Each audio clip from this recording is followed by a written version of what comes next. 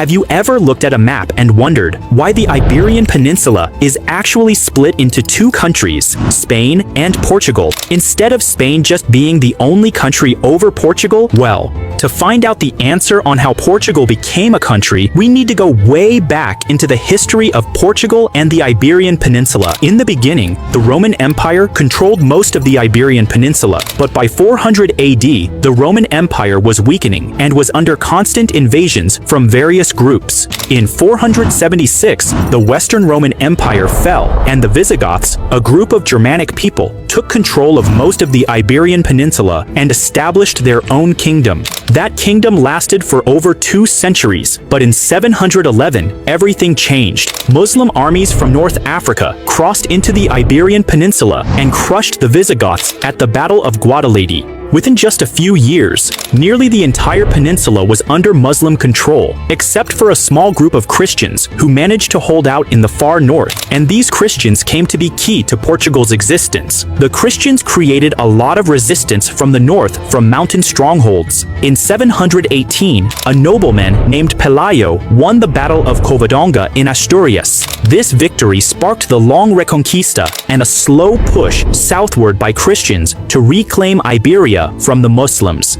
During this time, new Christian kingdoms began to form, including Leon, Castile, and in the west, the County of Portugal. At the start, Portugal was a frontier county under Leon's control, ruled by local rulers who defended it against the Muslims. But the people of this region slowly started to develop their own identity. The land between the Minho and Douro rivers gave Portugal natural borders, and its leaders grew ambitious to expand Portugal. The most important of these leaders was Afonso Henriques. In 1139, after a victory against Muslim forces at the Battle of Urique, Afonso declared himself the King of Portugal. He broke away from Leon and started building an independent kingdom. Leon and Castile weren't happy about losing land, and for decades, wars were fought over Portugal's borders. But Afonso held his ground, and in 1143, at the Treaty of Zamora, Portugal was officially recognized as a kingdom. But Portugal didn't stop there. It expanded southwards, capturing Lisbon in 1147 with the help of crusaders who were Christian warriors, and by the late 1200s, it had reached Algarve on the southern coast.